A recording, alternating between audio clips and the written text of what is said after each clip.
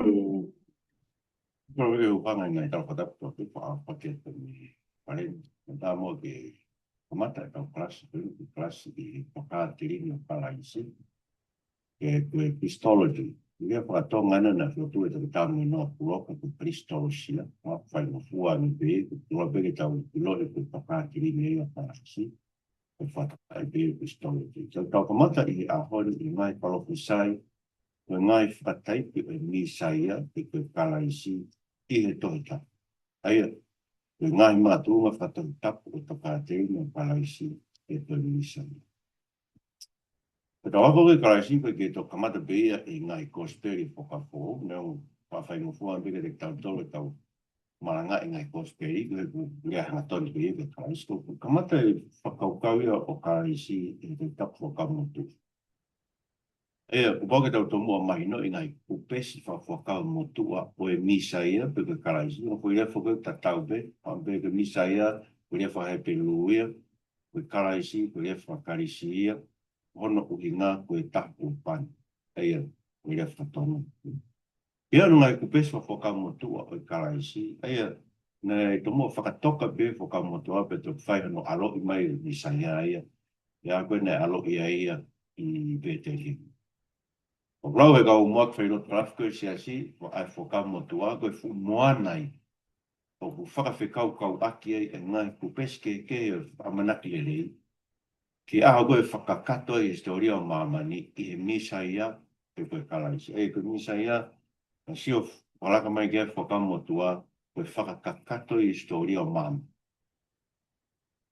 O rau e sangata o Kustino, seno Kastino, koe whakau fu o fufu ia i whakamotua. E koe whakamotua, o whakaha mai ia i whakafu.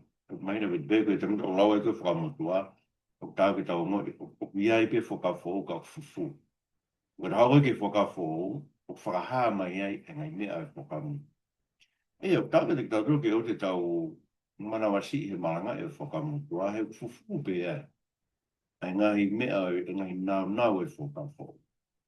Te tautoanga e tau klasko e ni, ki ngai makatunga te fito e toka te rini o karaisi, e Kristo sia. Ngai makatuunga whakawhaka motua e whakatan tapu ia, o e misaia, e karaisi, e tau siofi ake, a mea whaata ngai kawei ngai whaatu. Ura ki ngai parofisai whakamisaia whakamotua, ngua ke ngai whakataipe e misaia e whakamotua, me tolu, ko ngahi ha horo ai misaia mea pui ko theophany papapalan ka ko ha horo ai misaia I whakamotua ko ngahi whakaha anga o tu kau fu ta siga nai o kau mama o tu tangu pa mai o tu ai whakafo I fotunga o a nero pe ko ia piha noanga whakai tanga o be ka whainu grafiko I sia tarume mua ko ha horo ai misaia ai o pangia o noanga kakano ia misa I ni a I whakamu.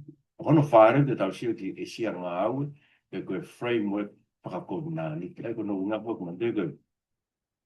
Te tuku e misa ia koe ngai kovinani te lala I whakamu atua. O koko mai misa ia whakakato. I pai tau sio peki ka matango Matthew. Matthew kai raki wesu raki. Koe tohu hoko e na si surprise. Koe hako te rita. Koe hako e pahan. Mai na be koe o kominani ka te vita, kominani ka e pahan e tau wakai ke rinei. Koe ragi ka ngai parofisai whakamisaia I whakamu. O ngai ngai parofisai hanga tonu o ku whaungi o tua, o whafau mai I kau parofita, o ku ne tohu I mai e ia e uhu. Nde koe huhu I whoke whakaukau ia e mala e whakatau, te ekonomika. Koe huhu I te alo whakatau, te alo huhu I mai e mea ke totongi. Ki alo totongi, ne vitu ne pōpula kia I koloa. Ku ate totongi, koe kai veteange mai koloa, te hoko koe te koloa. Koe hui koe tō, pōpula ko tau pe ki hanga ngarabe ne whai, koe totongi hui ko tau tō. Koe whakaukau ia e whausai whamisa. Koe wei pe, ngai whakaukau koe hui, koe whakaukau koeri, whakamotu ai, koeri koe tangata huhu I. Koe whakaukau e koeri. I whakamotua, koe tangata hu ia e koto kai ngā whia, e longe koe hato masiwa anga, pati whakatau hato ati, koe wike whae te masiwa, Pea hau wa to tangata huhu I to koeri, o ne hanga whakatau whafoki mai to api o omi e whafoki mai kia te ki. Ai ko to huhu I koe, ko to toko ua, ko to ua I tamai, ko to koha to ua I tamai, to ko taha I ko mai pai mao, I whambi I te tamai. Okay. Koe ngai kolo fisai, aura ki koe lau koe ke hako a whawhine, hako a whawhine, se nes mai tolu sta nima, e koe lau koe pe te utuku ai tau pe ai a te koe me whawhine, e koe lau koe ke ngata. Pe ki ho hako, mohono hako, hako e ngata, mo e hako e, nunga hino te tongu e hako e ngata. E koe kai koe tau te una wanga tu uhange koe ngata ki hokora e o tua, koe hako e a mo e hako e whawhine, ai koe whakaupo ke hako e whawhine, ko taha te ni hanga o like ai uru koe koe ngata, e whakavolu e ngata, ai mui vae o e hako o e whawhine, ai koe te ni hanga o like a hono. Po tau koe ni wiloa koe mua kosperi, pe koe proto kospor, I e whako pārangi, e kuha I e potu toi koe ni ai fua paro mesi o e whako mai ai puhui, ko tau taha puhui, ai koe tangata, tene laiki ulu e ngata, pe koe tangata laiki ulu ngata. Aia, o tawa mana ki anga, o taha, e hoko mai, tene laiki ulu e ngata. E koe ngata fuk nga tupu e tau tō ki hanga hala, pe ka puse ki tau tō me whiori me otua, ka puse ki tau tō me nofo feitu ue otua I teni, tuku e ki tua ki tau tō, pe tau motu hia e tau wā, pe tau aku me tau totua. Koe, pe amana ki anga e tangata hohuri, ke tangata laiki ulu ngata ko ni hap. Ne laiki ulu ngata, ka lau ke toi whahu whoki mai tau tōtu. Aia, kono whakakata na koro mesko ni, mai no bitoia, ne tuhui mai ai alo e misa ia e a whewhini. Me hako e whewhini. Koe, oku, mahina o bitu koe whakaukau, Pea kune tala tō mua mai, e alo ia e a tāo po o whewhini. Pe kia rata noai, e ka whiwhini manu Spani, ka koe whiwhini. Kone whakai a whoki e hafu whei ngatau, e whewhaki ai mi sa ia mo e ngata. Ai e whakavolu ai he ngata, ai mui vae o e mi sa ia, e hako e whiwhini.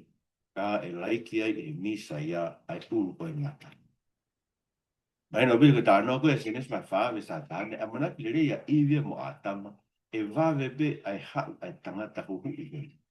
Ai tangata laiki ulu ngata koe ni. Koe la mena na whanau e koa keini, na koe hinga rea keini.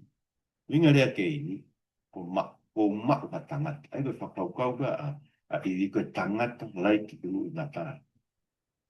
Kena kai koe iai, mai pe tā noa, na hau koe koe tangata tā mat, I hono toko. Ka ako mea kono whaere I koe noa, ai koe tangata ia e titi, mea a tama. Pena whakahingoe ki tama ko noa pe whakaukau e. Senes mai ni mawe si wahiwa, o ia e tene whakamaro lo ki nau tolu, i whakaono sia koe ke re koe i whakamara ia e hanga hara. E ko whakaukau e, koe tangata laiki ulu I ngā tā e ni anō, tene whakamaro lo ki nau tolu, i ngai whakamara ia koe nai tō, i kere koe mea e hunga. Lage, ko tala I sisu, koe fuwhei ngā tau ia e kolosi, na e ringa kia ni hoko mai, Sena mai taha wā, ves tō taha ke tō wā, ka pusi e ke māma koe ni, ko whakaukau ka si isu ki aha koe, ni karusi whai ia, ko hoko sia ni ai taimi, e ka pusi ai ke māma koe ni, ai ko se tāne ia, ko fuwhenga tāu ia, nā hoko he konsi. Ono wā koe, se mani wharenga mamahi, ai koe sia vai ni mau ai, ves taha tolu, ai sia vai ni matolu, ves taha. Propsai ni senturi walu kāma, ai ko konga mua ai konga ki mua e karansi ina ka ma ai whamatai whai ki ke mo ko ai sia ai pekia ai misa ia ko tau feto kau ai ko sia vai ni matolo e stolo ke ni ma ko to mai bea ve ko to ta toka e me ai ka kai ko tangata wharenga mama ki ma hen mo mahaki hange hata hanga ke he me e ka kai na be no ta toka ta mahking ki te tau tolu Ngai mahaki a tau tolu na e fua he tō takui. I tau ngai mamahi nā ne hiri whakikete. Ai lau ki tau tolu koe mara. Ko tō tāku tā I o toa mo ngai ko ia os. Nai whai ono ka i koe ngai anga hala tau tolu. Nai tuki ia koe i koe tau ngai hia. Nai hiri whakikete ha tau tea whakameri no. Pea kono ngahi tā ma tau whaito. Ko tono tau eki. Rai bege to. Ai ko ngau. Pai longa. Ngai mati tau tolu. Nai fua he tō tā ko ia. Tau ngai mamahi. Nai ne hiri whaki te te. Whaki te te o tua. Nai whai hono hoka i. Ko hiko ngahi ang hala tau tolu. Nai tuki. Nai tuki ki kolosi. Ko hiko tau ngai hia. Nai hiri whaki ke te. Tau tea. Whakamerino mo. Ko hiko whakamerino ki tau tolu. Nai lawa ki te whakaofi ki tau tolu. Tau tua pia kono ngai tā. O te honi po tohi koe ni, ke hikia a manake ha siu, me he mi saia whakakau tau. E ka whake na whakakau na whakakau toke mi saia, sa me ua. Mi saia koe taki tau whakapolitikari, ke hau ke tau i hona ngai whiri, e ke whakaukau. Ke lau koe a pita koe, os kono whahara si isu koe mi saia, ta hanga pita to o si isu ke ta whaaki o tahani. Ike ke hoko mea koe ni kaku. Eke ni winga nai, koe ni hau koe taki tau, ike ke peki ai. Ike mahina ka pita ia, ai uhinga o pau kene peki ai, koe whenga tau e lai whai e polisi. Koe koe whenga tau wha politikari, me hap kia tamu isa ia. Koe whenga tau whakalau. E koe, mahina mai koe misa ia, koe tangata muku a mamahi. E ia ne kina, koe ni mamahi, e tene fua e tau ngahi ang harama tau ngahi. Mai ke si isu e, lau aisi ake te ia o mua whaosi. O mahi noi nani hau ke whaki no sino, mono toto koe kominari te whaoui. Koe ke unga me ai, o me mōre tamu. Mono tolu, koe ngata pēr koe hako a whiwhine ia, koe ngata pēr koe whakaukau, koe tō tā wharenga mamahi, te ni pua tau ngā ria se wāni wharenga mamahi. Ka koe tuk i taula eik tai ngatai, rau kia sa me te au kongo fu. Ma lewa taulaon ke ngahi, profisai o misai a, pe koe kala isi i e whakango. O mahino i he stāmi te au kongo fu, ai eiki o te vitana e nofo me to o matau e tamai. Ko po tohi mlahe no ngā ki whakawhau ke whamahino e tūma o tua misai a.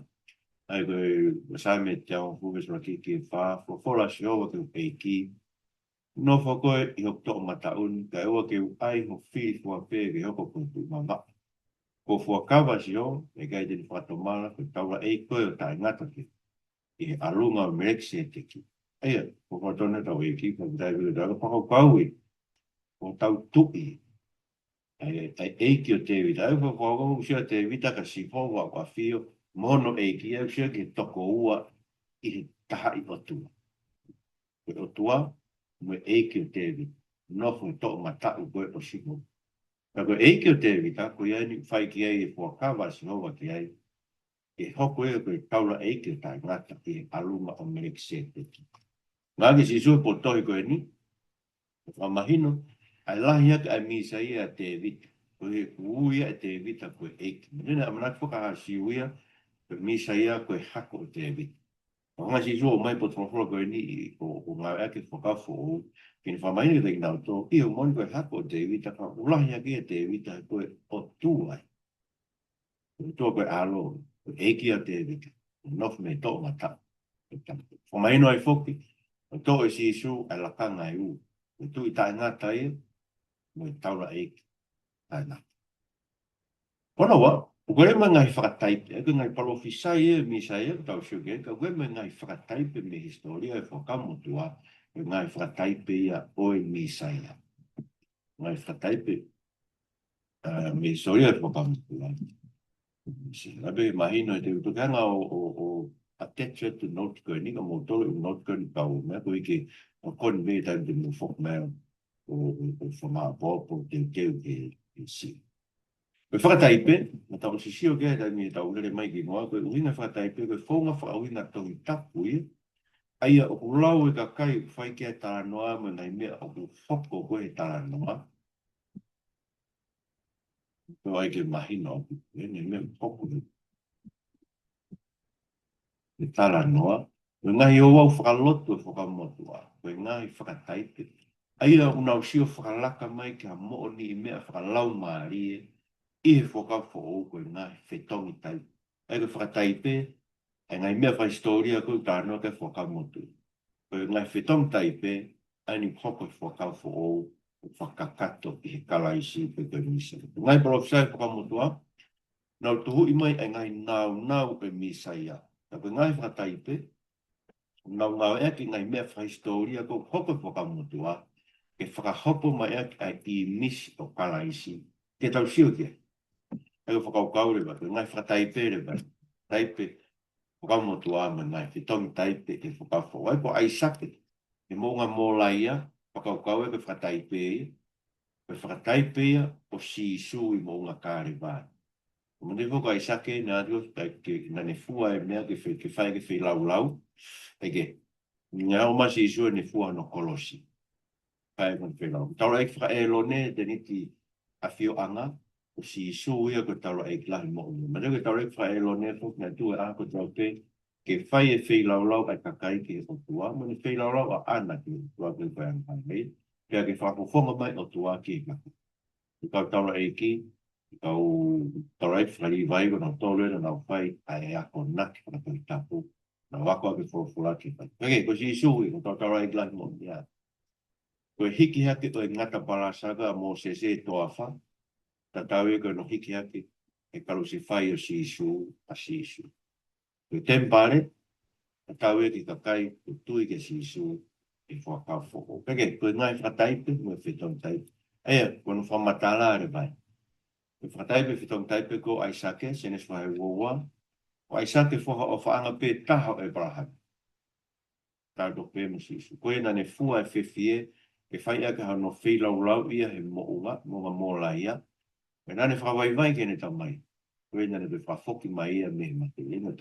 Na te whawhoki mai mai. Ai whakau, mo tana whoki e pe luka tātaha. Koe mea na hako ki a ai sake. Koe whoki mai me mai. Nea ia te, na tui a Abraham e ke tōtu. Te Abraham e ke pai ten tāmtea no wha e tōtu, pēr no wha whakatōtu e ke koe ia. E ko ega paromesa e ki na fai ke ki tamu. E fo me whekau mai e ta mai no arato pe taha, o ne fua e kolosi. Pe akau ia, e na ne fua o hake moia ki kāre vāre. O tu mo unga ta tau bea kua mō laia. Kāre vāre mō laia. E pe lami koe na e whihia koe no ni fua e tala no, ma te fua koe ne whakahingoa e mo unga ko ia ko sihowa si aile. Koe toko naki e siho, ko whakaukau ia e wakai ke e siho, ko te nihanga toko naki ka lami, e whai ake whi lau lau, koe lami kena e whihia, sio whakaraka mai ke lami a tua, ni whetongu ki tau tōru te kōrisi.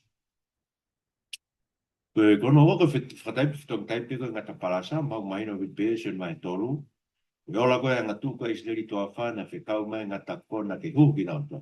Koe, na whekau eo toa mo sese ke ngau i ngata palasa, hiki haki i haakau.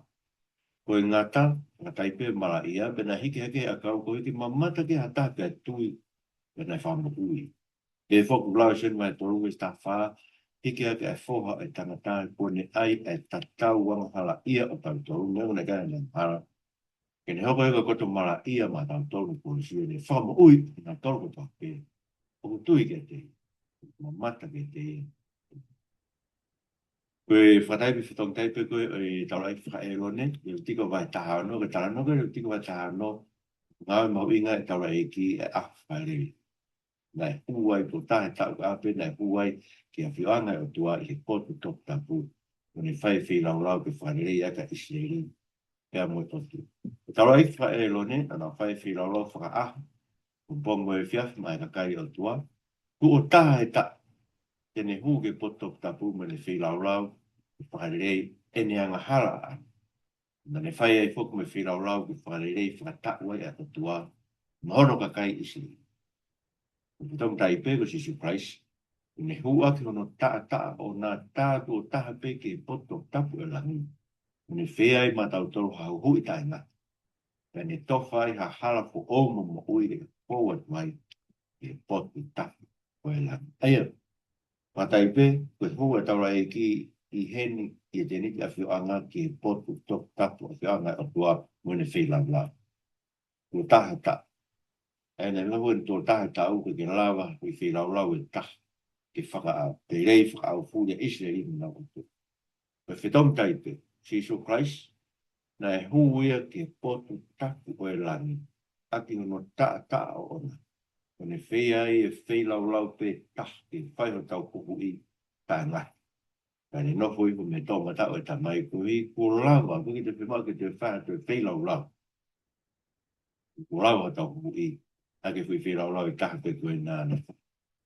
Ke tempare re, whatai pe whitam tai pe tempare, ke tempare re na langa Solomone ko kamutua. E whingangalo e toa ke tupu e hanu kua wha pe kene a whio ai no talo ni. Wei tāna wea iskeri vai hunga furu. E mamata iskeri ki haere hake taloni o tua. Na iai taloni o tua. Ke whare pe tahi mamani. A whio ai taloni o tua. O ilo iskeri ta ke taloni o tua e ke taloni whakasari o. E ngā pulau pia whanonga hau. E sio iskeri maa hake. Mahiki hake taloni. Mi hono a whio anga koe he loko tempare. Pe haere mai o tuu he. Mata pā koe mo hange kai ke si whio ma wahe o tua mi hono whae. Kato hii koe tahi ai tori koa isleri ma na whai anga hara. Na wiake po whae o tua. Na tuu wai e taloni whasari o te koe o tua. Pai whai bea hiki atu aru ki munga o rive. Hae rato beku talonia o sio mai a iskeria ma kau nofo koe Babylon. Hae rato taloni whasari o tia nofo ma ngatu. I hoko ko nau potu toku ta. A whio e na tekma tolu. Paike, koe whitom taipe. Koe tempare koe na lango songi. Koe sino si supraisi. E koe ne popora koe son mai tātaha. Ti holoke whare tapu. Koe langa i a tolu. Koe whitaulok anga e o tua mutanga. Nai holoke ne pekia. E whātu e tūha koe no a tolu. Ke hoko koe tempare fo o.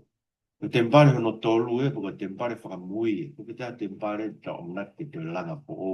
Isleri o hange koe lau e tola. Pānu e te tau te langa te mpare. E te whima whi lau e te te pai e kua osi koe whi lau koe ne whima. Ramai ni ito koe koe peke whamanatu ke whi lau karaisi. E whamanatu ni whi lau karaisi tau whai e tau whai o mo ake. Ai, ke te mpare hono tolu, ke te mpare whakamui, ai ni kuku langa hake ki tau tolu. E kau paro whita, e whakamotua, mo ka apostolo, e whakafou. O Sisu Christ no maka tau whatunga mua, tau whatunga motua, so vai wai visi wanoa e uo. Me laure wana sustino maata, to Justin Mata, taha ni ngai tamai e si mua, whaha e taha ni ngai tohi, ngai whakatata koe ni tau rea kia, ngai whakataipe koe ni tau rea kia i, o whakaha mai e historia, koe tuhu whakahino hino ke misai. E lau whake ngai mea hange koe lami Passover, koe mawhawa duke Moses no ni mai whinga tau mo amareki. E mea pe, ngai tala whakatātā fufu, o kuhinga i tau ilo ak e misai o isleri hani hoko. Duke, mawhawa pe Moses no ni mai whinga tau, te i kuna whinga ki. Kone tuku no ni mai ki laro, pe ke i kuna whinga tau. Kona nau marewe maka tuku hiria ni ma Moses, koe ka i kuna whinga. Aia, koe whakaukau e ko Sisu Christ ko ia e mawhawa tono ni mai kolosi, ko hika tau i kuna e tau whinga tau, no tau whiri lahi ko setan, e ne whinga i tau kote. Kake koe ngai whaha anga rewa misa e po kamotua, e koe uhinga ni ki ha holo koe o tua i fōtuma e tangata pe koe āngelo e po kamotua, e ulau ia koe whakaha o tua, koe whakaha mai o tua, whakaha mai o tua, ko e peke mahinu, ni te mera tēnu, i whaha mai. Koe theophany, koe theo, koe o tua ai, whani koe whaha mai. Koe theo o tua, whani koe whaha mai. Koe ulo mai. Koe whaha mai ai alo, e kuna pēr koe whaha mai ai alo. Ia, koe uruangi mandu, kau tangata toko tolu koe na hagi a Abraham e sinis wha tāwaru, na wha koe na alu ki sotoma, koe whai whau sotoma, ana na ua mena toi hala, na ua whanu toi hala, mamata ki a Abraham, koe ne whawhi ina. Au taumei koe i se pulu mai tātolu, e tau tokangi whawhi a no fōre, e tau whawhi e ka wāngai, manu mena whai koe e tā. Whawhi kau tangata, ni ai nau mea kai, e paro mesi a ngai, o mai lu koe o tuana, tene toi hau, e tau koko, e whitama a sela pe waifu e tahan. Di mea pwena e kata i gla sela, ko nuinga na whai ngoi ki ta mako ai sape, ko kata sela. Whaukawa sela ia, whakaori e palo mesiang kai potua, kua e iai e tam. Taige, ko kau tangata tō tolu ko ia, main pe ko o tua, ko haanga mai ia, whakaanga mai a o e otua I he whōtunga o I tanga. Eio, o whakaukau, ki ngai whōtunga ni ki mua, e whakai ka kanu ai ai. Ni whōtunga. E ulo koe whao tātala a moa koe ka Mosese, e kisoto kai tolu, e ke hā mai a ngelo e otua ki a Mosese, e koe whakaukau koe tala noa, e kisoto kai tolu, koe siwa ki tolu, pēne hā ke te a ngelo a sinova I loko afu, na ulu haki whao tātala a moa, pēne wakai tā neo o vela I whao tātala a moa e Afrika, ukai kei nai tātala a moa. E vehe Mosese, a wawhea kuma o mamata ki fumeani ku hā, e koe hā ukai vela I tātala a moa. Ai koe, whakaukau whukia, e awhea ta sese wakai, ka koe hā mai ai a ngelo ai. Whairo mai o vea vahe tolu e vese tā whāpe, ko koa ui, ko whora o tua kia Mosese, koa waipe, nende whora, koe ne rea te ke whai ki haiseri, koa waipe, e koe a ngelo kone hā mai, mani te loko o tua, ai koe a ngelo ai o tua ko hā hore whakamo tua, ko pehe he kau whailo kalafi koe ki mua si a si, koe whōtunga whakai tangatai, koe o tua koe anu, ani ko hā mai a si surprise whakai takai. Ono tolu ka kapteni koe tau e o tua, o siwa vai nima, e tangatai koe nei hā ke so siwa kuni o nuhe ni re tā, e taimina nofa so siwa moha e se ri tafa whonua e tara, o se nau, Klosko I so atani, anga so siwa kamu e fo I tō tangata honoa, ma defo pose tō tangata uake e koe nea me spite mate, uke e beso siwa mo kere. E nau whanau e tō tangata honoa ne te kiki kamu. Ka kamu rewa ki nau tō, nau una skolosi he so atani, nau no fuen he tafa whonua koe o seriko, nau sio ki seriko koe kolo.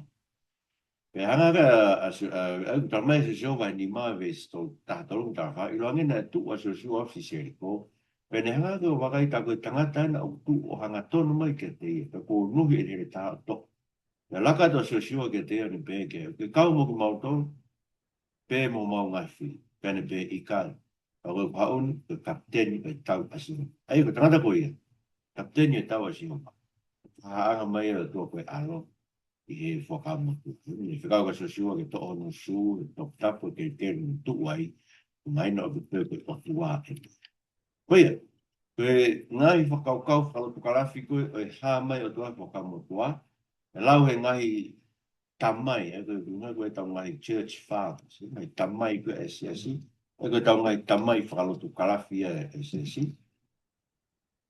Mā koe whirea whakalotu, koe whirea lotu kalafi ki theology, whirea morita. E lau he ngahi tamai whakalotu kalafi e SSC, kua ngā mua o koe he, tupu me tae hā mai ai o tua mune tau mamau. Ko ia ko ngai ha hola o tua I whōtunga o tangata pe ko a ngelo whakamo tua o sio whakalaka mai ki ai ka kano ai o tua ia sisi. Ai ko whakaukau, Ha mai ko tangata pe ni ha mai ko a ngelo. Sai, kono wha, ngai e sia ngā au e whakakogna ni te rewaini o Misaia. Pe ngai profisai me whakatai pe Misaia whakamo tua o hai e ke ngai kogna ni te nai whai e o tua mo Israeli. E koko mai ai Misaia ke ni whakakakato nai kōnare tupe. Ai ko ruaki e, kōnare tupe mo Abrahame. A tāke Abrahame mo no ia te ngai whainga tō peo māman, ke neswai ua ves tā walu, o pehe, pia kō hako e mo no ia ngai puri anga māmani, koe uhi a ko ke tui tala ke uhi. Pia koe Misaia, koe hako ia Abrahame ai e koe ni whahoko mai e ngai mo no ia o Iseri ke kakai ko tōtu. Ai, urau kia ngai vai tō luwe si wano, koe otua, ini whakotu rewa eni simani, ki ako inka sisu. Koe maranga whaken koe a pita koe e papa ma sansani hiro no whakamokui koe e pita musioni ai tangata mamate. Maranga pita koe otua, ni whakotu rewa eni simani ti. Na ne fuafua whekau ia ke te kumotoru, kuni ngani ke kau siu. Ke ne whamono ia ki motoru, whakatafoki motoru tata. Me ne koe, ego whamono ia gana tarapu ka Abraham. Ono whakatafoki ki tau tōru, me tau mai whaiku. E ko whiwhia bidoi whamono ia kuia, orot ma bau ke mai whamono ia kuia ke te amu ki whamiri, ngasia mo siasi o tau hi, tonu ki nasa tau ngasiasi, whamono ia pe ki tau tōru, ake mo whakatafoki ki tau mai. Ko nare tiko ka Mosese, e na kulawe ke nare tiko wa tahao no ia, ko nare tiko na whae ke toto e whakarerei, ko nare tena tupo e whake lao, me na i o wau koe teni a whiwhanga, Malakanga whakataura ai whaeloni. Nai o mia ki tokoni, ki ono whakamaa e ang hala e kakai ai o tua. Tage, o lau e to he pelu, nei kai lawa he toto e whakamanu ke whamaa whaau furi ang hala.